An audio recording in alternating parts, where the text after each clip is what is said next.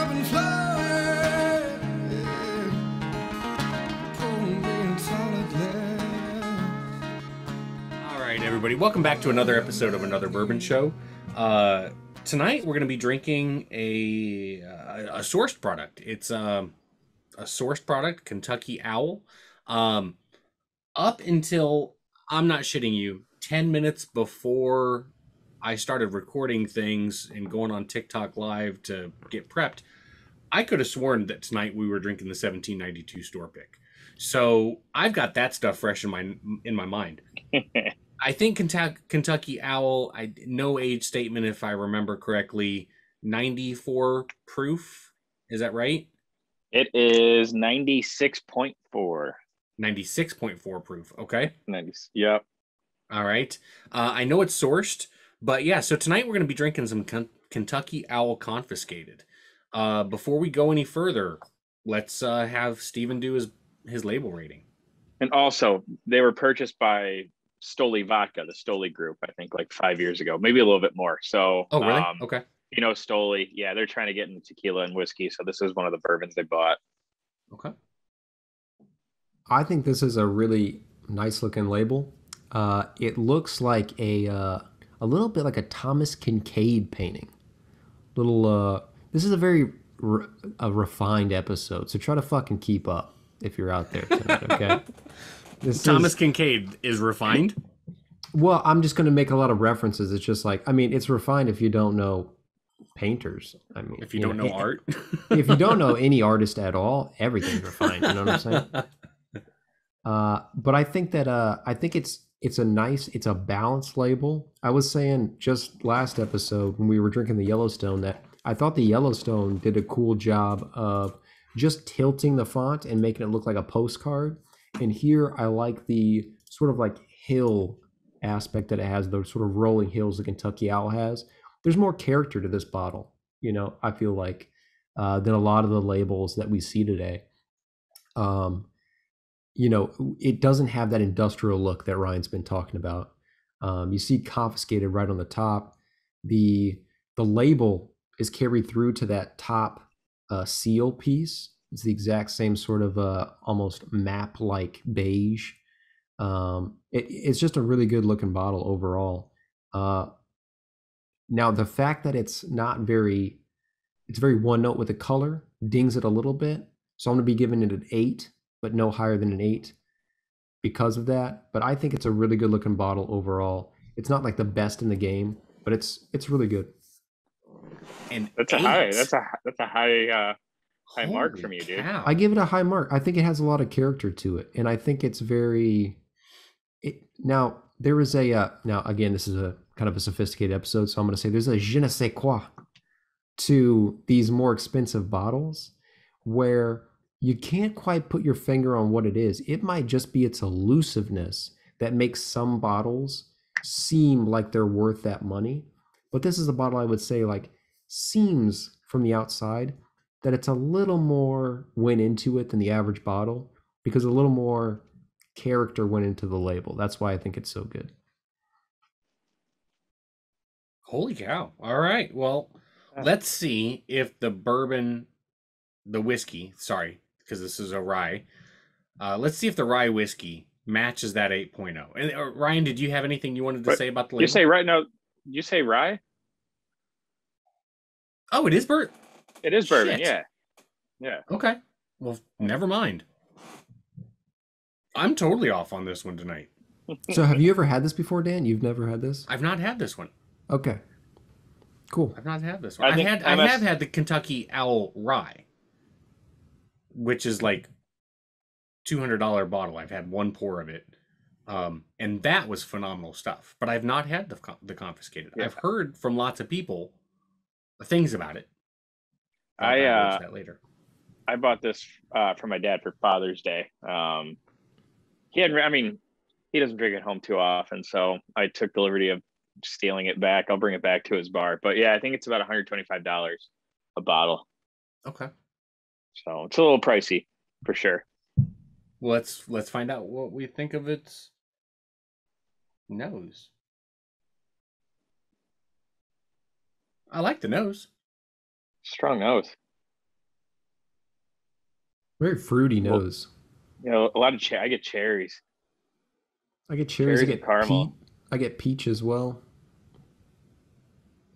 A lot of oak. Yeah, a lot of oak. I'm diving in. Cheers. Cheers, Cheers. guys.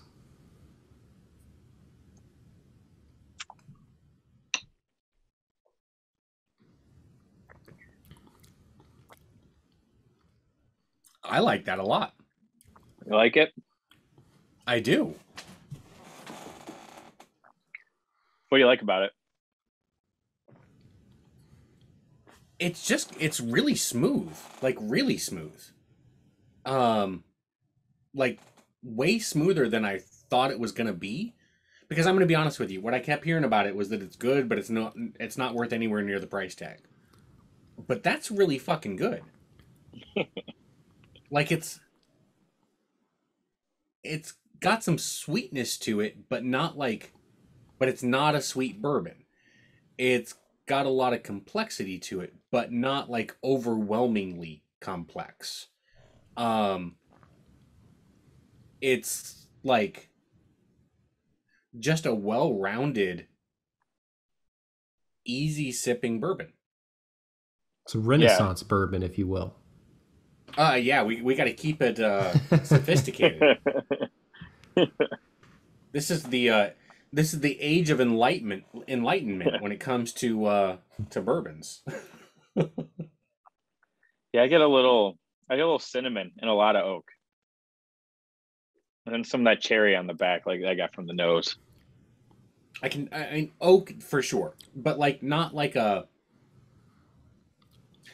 Eagle Rare oak, or like it doesn't have like a toasted oak, but it's closer to that like toasted version of an oak.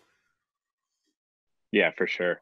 It's almost like a smoked butterscotch is kind of what I feel on the like later mouthfeel. And maybe some like a marshmallow type sweetness to it. Yeah, it's a Yeah. pretty sweet. I think sweet is kind of what I'm getting at.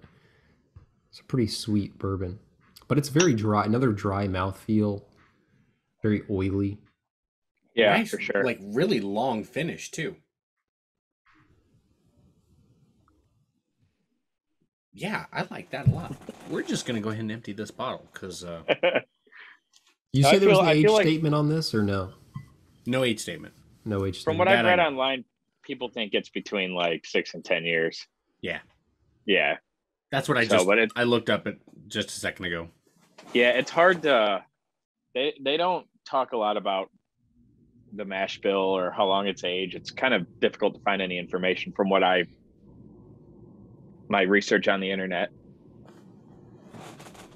But it's something when I saw it, because it's a brand with my company. Doesn't have a lot of distribution in chain stores, but I do see it at Benny's. It's in their like locked up little case. And when I saw the bottle, I'm like, man, my dad would like, it just looks like a bottle my dad would like to have on his bar, you know? Mm-hmm. So, and I wanted to spend some, a little extra for him. So I bought that, and I've only had it while, I know I say this about a lot of the whiskeys, while I've been intoxicated, and it's good.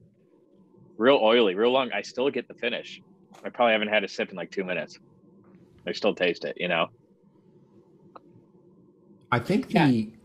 Sorry, go ahead, Dan. No, please, you. I was gonna just say that I think like I'm really enjoying it too, but I think it's hard to talk about this. It's hard to talk about a new whiskey that's over $100 without mentioning the price and whether or not you can justify that price. And you've already mentioned that, Dan, about like you've heard people say it's not worth the price or whatnot. And I think I'll guess I'll quote Shakespeare here in keeping with our theme. And he said something about what's in a price, and I don't think he ever said that. well, what would make the bourbon worth it at that price point for you? And I don't hearing that age statement. If it's 6 years, I feel like that's one of the things you typically pay a little bit more for. or you pay a little bit more if it's a really small distillery. You pay that craft tax a little bit. But I don't know exactly what would necessitate that price other than people are willing to pay it. So I want to put out there, I can't prove it, but I know for a fact, excuse me, I know for a fact this can regularly be found for $99. Okay. Like, there are multiple stores in the Metro East area, at least, that I guarantee I could get it for $99 plus sales tax, obviously.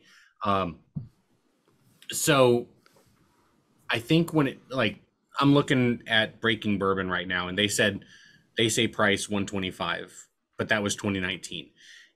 It's got to have dropped. They've got to have brought that down because, again, I know for a fact I can get it for $99 around here, which is still not cheap, right? No. But that's a 25% discount over the 125, right? Like, more like 30% discount off of the 125 price. So I don't know if that changes anybody's thoughts on it. I feel like they're going for a niche that it's not going to be, an allocated bourbon that's hard to find. I think they're probably like, we think it's good whiskey. Let's just price it here and see if people buy it. Mm-hmm. And there's a lot of whiskeys in this price range, but there's not a ton. A lot of what we see is secondary marketed type whiskeys. You know what I mean? So if they can corner that market of, people who have a little more money than usual, then yeah, but other than that, I don't know too much about it. And, I can't really say how much it sells because it's not in any of my stores. But it's good. I like it. I'll say 100% that one of the questions that I get asked or that I see regularly is somebody's doing something special. I want to get them a bottle of bourbon for a gift. I want to stay at or under $100. And that is such a challenging question to answer because things that are at $100 as far as SRP tend to be really hard to find at SRP. Like, Bomberger's is a $99 bottle of bourbon. You know how hard it is to find Bomberger's on a shelf at $100? Really, really fucking hard, right? Like, Michter's Toasted Rye, that's a $75 bottle. Do you know how impossible it is to find Michter's Toasted Rye at $100 on a shelf? Next to impossible. But this just, like, it's $100. It's easy to find on the shelf. Boom, there you go. Yeah. And the reason that question becomes so hard is because now, okay, so everything that's actually at $100 you can't find for $100, and things that should be $45 you can find on a shelf for $100, right? Like EHT small batch. Spend half a day looking at 4 different areas, and you're gonna find it. You can find it for $100. I think but I don't think you should. So yeah, I think this is your answer, Dan. I think the answer is you shouldn't. The answer is if it's worth that price and is at that, if it's offered at that retail and it's worth it, you're not going to be able to grab it. Right. Otherwise, if it's that much and it's still on the shelf, people are passing on it in favor of other stuff. You should probably buy something cheaper. If the person that you're buying it for, if they already have a bunch of whiskey, you're looking to buy them something nice, you should probably just buy them something. And there's plenty of stuff that's great in the $70 range or whatever. That's still really nice. Would be a nice gift and is probably better than most of the stuff you'd find, I think Booker's is one of those that comes to mind for me. I've only had one batch of it. But it's hard to find.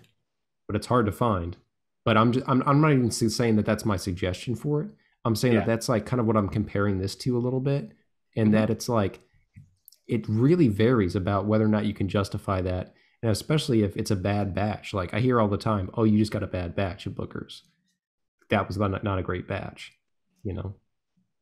It's like for the price, it better be a good batch always. Better be it better be consistent. Yeah. You know, that's why like Four Roses gets away with making not the best whiskey sometimes. It's like, yeah, it was that certain Small batch select. Yeah, or what do they do? It's a different Oh yeah. strain and all that, and that's why it tastes like this. It's like, or it just tastes like shit, and you just bottled it. You know, you could just say that. But I mean, I think it tastes like shit. Someone else might like it. I mean, they're probably stupid, but. So I think this is an appropriate time to move on to something that's really important. Like, our listeners, sure, they listen for some bourbon stuff, but this is the cutting edge stuff that they really just eat up. And it's time, Ryan, carry over from last week. Let's see you try that kiwi. Yeah, the shocking revelation that Ryan had never had a kiwi last week. If you didn't watch the episode, go back and watch it, because it is harrowing to hear about this man and all the fruits he's never had. But it ends this week. 30 years of not having a kiwi. I just cut it down the middle. Is that the best way to do it? Sure. Yeah. Okay. Let's see. I really think you should eat it like an apple. Quit being a bitch. Just take a bite out of it. Okay. So here we go. There's a bunch of seeds. Looks pretty cool. I think what you want to do is you want to get like a slice of it, basically, and then take the skin off from there. Like, rip the skin off. Steven's right. I wanted to fuck with you, but I want you to have like an actual good experience with the kiwi and realize how stupid it was to never have a kiwi. I'll eat it like this. Like, you just bite in the middle. Just tear the skin off. Fuck that. It's gonna be too difficult. Yeah, this is never gonna be something Ryan eats. Yeah, because I'm not of this right here. Okay. I'll eat it like it's an orange and keep, All right. First smell, it's not my favorite. On the nose, what are you picking up? Picking caramel. Up a little caramel, a little tobacco, some cherry. All right, some cherry. You really got to stop keeping your kiwis next to the caramel and tobacco supply in your house, dude. All right, here we go. Oh, that texture is a lot different. Oh, it's pretty fucking good. Yeah, goddamn right, they're good. Why didn't you guys tell me about this earlier? I would have if I heard you never had a kiwi. If I'd have known for sure, I'd have bought you a pack of them. I mean, it's a very ugly fruit from the outside, It's a very ugly fruit. They are not easy to prepare, but they're worth it, in my opinion. What do you guys think? What do you think is a sexy fruit from the outside? Can I ask that? Not a watermelon. I can tell you that right now. Sexy fruit, pineapple for sure. Pineapple looks badass. Okay, I'm not gonna. It looks cool. Hey, I'm not here to judge. I wanted an answer and I got one. Do you find coconuts sexy? That's the next obvious question. Fuck coconuts. Have you tried that? Yeah, I hate coconut. Coconut's disgusting. And anyone who likes it has major fucking problems. Say that right now. That's a hot take right there. I will drink a pina colada every now and then, though. But to eat a coconut, no, it's gross. It's gross. I didn't ask. I said if you found it sexy. No. Okay. No, it looks like a ball. Yeah, what a stupid question, Dan. Yeah. Well, when you asked about a sexy fruit, he replied with pineapple. I think it's a natural transition to ask about the coconut next. I strongly fucking disagree. I don't think you should have asked anything. I think you just should have left it at what it was and moved on like everybody else. No, what's a sexy fruit, though? What do you think, Steven? Oh, I don't find fruits like that attractive or not on their own. You were saying it was an ugly fruit, kiwi. So I was just asking on the flip side, if you think a fruit's ugly, what's a sexy fruit? On the other hand, I'm just like, oh, that fruit tastes good or it doesn't. I don't look at them as from their raw sex appeal, right? Steven doesn't objectify things. That's what he said. Right. Yeah. That's true. I'm an equal opportunity grocery shopper. Yeah, I'm gonna eat this whole goddamn kiwi. Jesus, I haven't eaten this much fruit in years. They are very high in vitamin C. Like, Are really they? high in vitamin C. Yeah. Can you What give does us that do? what does that do? Yeah. What does vitamin C do? I mean, vitamin C has all kind of benefits, man. You should look it up. You might not throw your back out as often if you throw some in every once in a while to your diet. Can we get, before we move on, can we get a review? Can we get a rating on the kiwi? So what's a 5.0 on the fruit rating? That's the first question we gotta get to. Well, the highest Probably like selling a- fruit is an apple, probably, right? 5.0 is probably like a mango or a pear. The But fuck, you've never why? had a mango. Or you're right, a pear or a plum, Why? something like that. Because they're not very good. Yeah, but that's not So why it's a we came up 5.0. with. That's not why we came up with Jim Beam White Label for the 5.0. But We there's way worse fruits than those I mentioned, and then there's way better fruits. same with an I apple. think that's fair. So an apple, I see where Steven's going with it. An apple is easily the best-selling fruit in the United States, which is the equivalent of why we label Jim Beam White Label. So you think an apple 5.0. should be 5? But I can also see your perspective that a 5.0 could be a plum. I mean, or a maybe pear. like a Granny Smith apple is way better I than mean, any red apple. do whatever scale you want, Ryan. I'm just letting you know. I will fucking walk out on this. Okay. I will. I'm gonna give kiwi a 8.6. 8.6. Very good. Wow. Wow. Very Wow. tropical, very Yeah. juicy. I mean, the outside's kind of gross. If it looked better on the outside, it'd probably be a 9. Okay. Not as good as Label watermelon. matters. I agree. It's probably not as good as watermelon. But sometimes you get a watermelon that's not too fresh. You know what I mean? It's not too red. You got to get those I ate some black watermelon today. diamond. Black diamond watermelons are the best for sure. Yeah, this is like an 8.6 for sure. Fruity, tropical, way better than I thought. You know, it's got that toasted s'more taste, like a Elijah Craig toasted barrel. You know, It's a very decadent fruit. It makes sense why you like it after all. I think it was aged in a rum cask, like the Angel's Envy rye. Anything A lot can of be good aged in things a to rum it. cask. So That shit what's was a good. 10.0 fruit? What's a 10.0 for you? Probably watermelon. Okay. Watermelon's good, dude. You get a good watermelon? Good, not like a good watermelon. Yeah, I've also had water before. It's pretty much the same thing a lot of the time. I'll tell you what, a cantaloupe and honeydew, that's like a 1.4 for me. Disgusting. I mean, I'm with you. I'm with you on cantaloupe, Ugh, but I like honeydew. both gross. Both weird texture. I find honeydew to be much better than a cantaloupe. If we're talking about texture, how do you where's a pear fit in? Because the texture on a pear is like chewing on sand. Yeah, that's gross too. Yeah, I don't know. A lot of good fruits out there, a lot of bad fruits though. I think there's more bad fruits than good fruits. What's a bad fruit? Cantaloupe, honeydew, Okay. coconuts, papaya. Is that a fruit? That's gonna be low. Yeah, but you said you'd never had a papaya. It's low, dude. If I did, I'd hate it. I can tell you that. You thought you'd hate a kiwi. Grapes with seeds in them, terrible. I feel I like ate this a has grape. become fuck, marry, kill of fruits. I ate a grape with seeds in it. And I took it out of my mouth. And it's disgusting. Seedless grapes are good.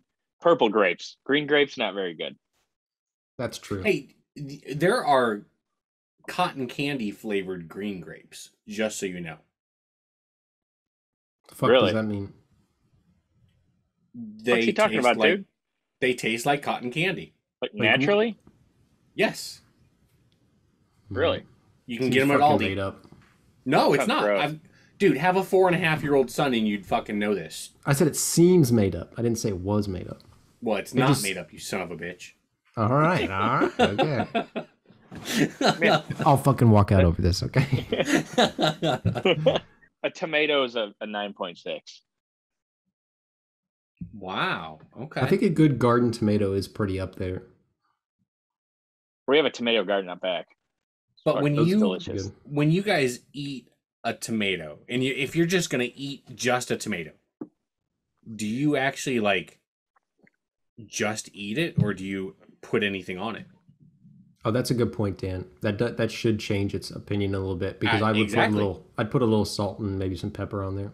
Yeah, I could do that, but I could eat them just straight too. I did and a it would couple still days be a ago. 9.6. Oh yeah. Oh yeah. I mean, you got to think. Not many fruits have benefited the world like tomatoes. You know, you got Dan, ketchup. it's that Italian blood he pretends is running through his veins. It's a very Ryan. I'll give you this on this sophisticated episode. Very sophisticated of you to bring up tomatoes on the fruit category. Not a lot of people would do it. That was bold, yeah. actually. Some pinky out shit for sure.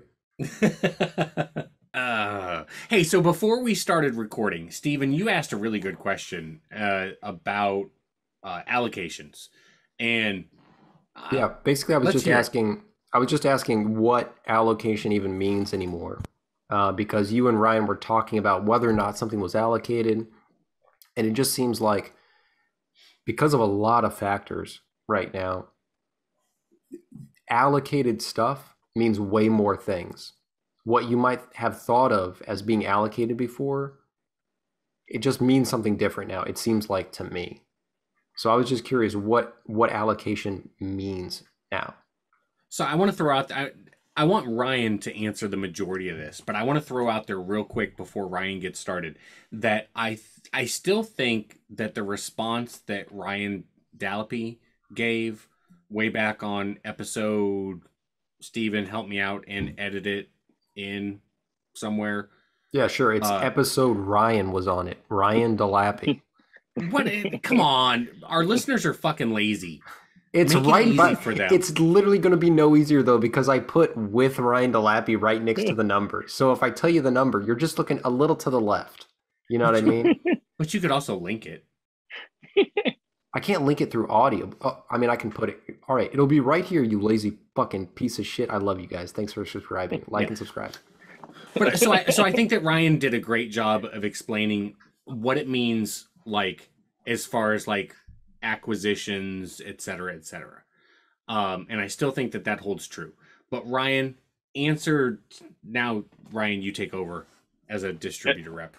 Yeah, it's kind of like an evolving definition. So when COVID first happened, grocery stores, liquor stores got their asses kicked, you know, selling pretty much everything out of the store that they had that was popular, you know, whether it's from my side, Jack Daniel's, Woodford Reserve, obviously a lot of Buffalo Trace items, because of all the demand that happened last year and people drinking at home and making cocktails at home. It led to shortages across the board with suppliers. So they don't have enough juice, but there's also an issue with the companies that do have enough juice can't get the glass for the bottling.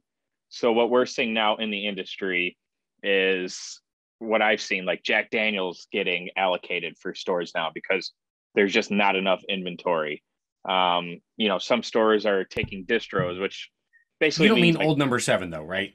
I mean old number 7, Jack 175s. And we got, you know, we got more inventory recently, but there has been a shortage on it just because of COVID. So what you're seeing a lot from suppliers, you know, and distributors now allocating things just because they don't have, there was so much demand for it, the supply isn't there. And if the supply is there, not everyone can bottle it, you know, or even like corks. I've heard cork shortages too with wine, simple things like that. So, you know, you're starting to see more trends of screw tops for wine. And I'm sure, you know, whiskeys that are corked, if there's cork shortages there, they'll probably start going to the screw tops too. So it's just a bunch of factors. And hopefully they get corrected soon, but it's hard. It's a weird time. So you mentioned the glass shortages. So we're big fans of Smoke Wagon here on the show. Have you seen that they had to get rid of their amber colored bottles temporarily? I did not. Yeah, right. For the past month or two, they switched over to a clear bottle for their small batch version. It's still got the inlay in it, but it's clear glass and has a white label. And I was talking to a liquor store owner. Matter of fact, on the way up, I mean, this shouldn't shock anybody, but on the way up for your wedding, I stopped by a couple liquor stores. Shocking, I know.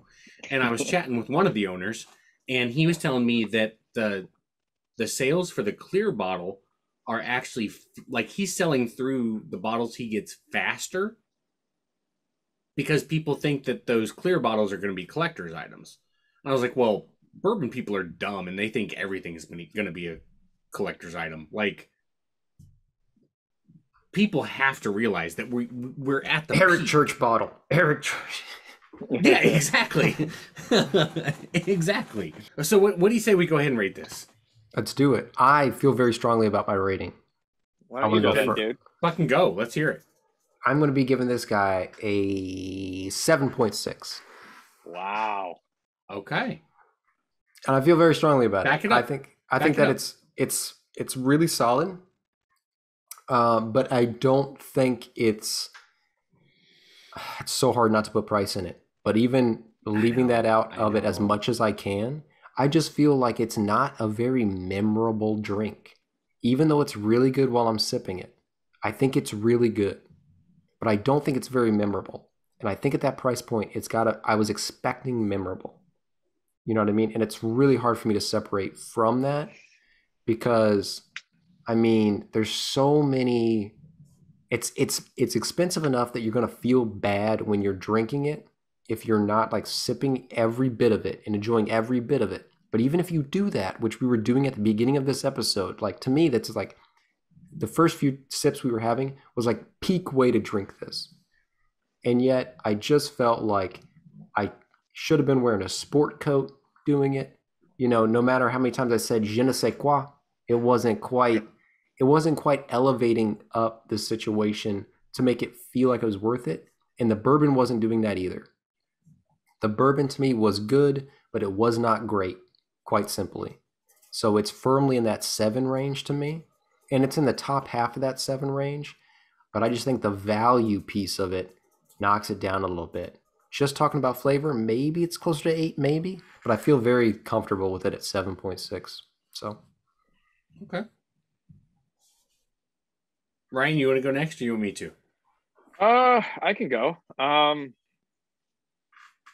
I really liked I forget, you said the marshmallow. Like, I definitely get that, like, marshmallow, that sweetness, but it's not overly sweet either. I wish it was more decadent, obviously, because that's what I like, but I love the finish. It lasts a long time and it just stays there. I like that oily texture it has. I think the proof is right where it should be. I do think it bats high a little bit too. It does taste like it's a higher percentage than it actually is, but I'm going to be pretty close to Steven. Not too much difference. I'm going to go 7.8. It is an expensive bottle, but that's the market they want to be, and I respect it. You know, it's not going to be something that's super allocated or hard to find. They want to go for a higher priced market, and you know, seems like they're doing a good job of it. So yeah, I'm going to go 7.8. Fair enough. And I have had it stuck in my head from very early on that I'm gonna go with 7.9. I agree with a lot of what Steven says. I agree with literally everything Ryan said. The one difference the only difference between where I'm at and where Steven is at is that I'm not knocking it for the price. In my opinion, that's where I'm at. Is that, like, if I was gonna knock it for the price, I would bring it down to like a 7.6. But I'm trying to really focus on just rating it for the taste that it provides, and for me, that's a 7.9. Would I buy a bottle of it for $99? Probably not. I probably would pass. Would I recommend it to somebody else to buy for $100? I would say, hey, it's good, but I don't think it's worth $100. So I don't think I would necessarily recommend it for $100 either. But if Ryan is going to send me a 4-ounce pour of it, yeah, I'll drink the whole 4-ounce pour, and I'll enjoy drinking that whole 4-ounce pour. So happy Father's Day, Bob. I appreciate it. And that's how I see this bottle too, is a Father's Day bottle. Yeah. A Christmas bottle. It's something, it's going to be good. And honestly, when you're like, oh yeah, I bought this for you. And when someone looks it up and sees the price, they're like, oh man, that person cares about me. Right. Right. So, and it is an enjoyable pour. Like, I really, really enjoyed drinking it. Yeah, you might not spend $125 on it for your own stash, but it's a good gift. It's a good gift item.